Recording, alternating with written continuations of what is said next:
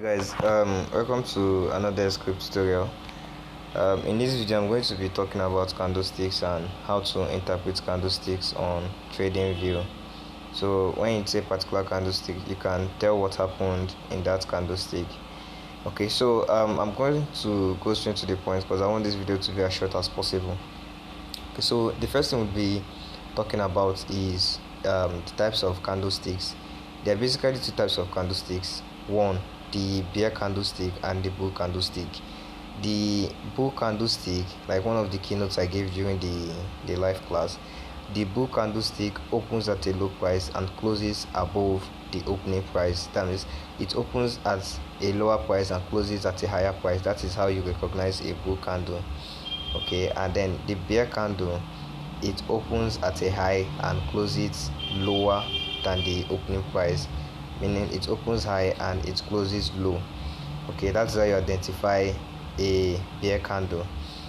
Now candlesticks, they tell us a lot about what happened in during a particular time frame. Okay, each candlestick is equivalent to the time frame you are using. Like mine here is practically on the 4 hours time frame. If I go down to let's say 15 minutes time frame, okay, each candlestick here will represent 15 minutes. So for 15 minutes we'll be able to see what happened in what that's how price reacted to particular places or particular zones within that particular time frame. So each candlestick here represents 15 minutes, which is equivalent to the time frame we are using. All right, so I'm going to be showing us how to read the open, the high, the close, and then the low of a candlestick. What I taught us as OHLC. The OHLC is simply the open price, the highest price, the lowest price, and the closing price for a candlestick at any given time frame. Okay, now it can be seen at the top. I remember I told us something about how to read the top of the chart, where you see the name of the pair, chainlink /theta USD perpetual, and then you'd see the green dots there. I told us that the green dots there represents that the market is open.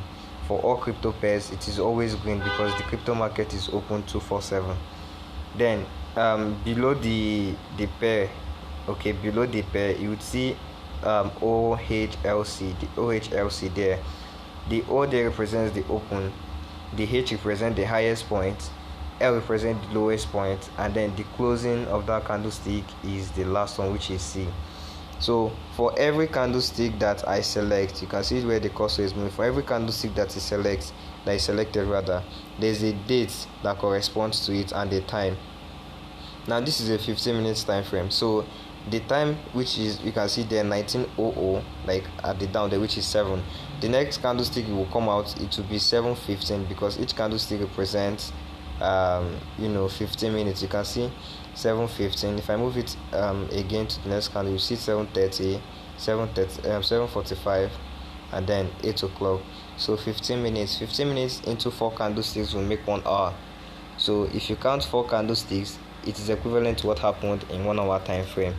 Okay, so each candlestick you select, the opening price. Okay, the opening price of each candlestick is equivalent to the closing.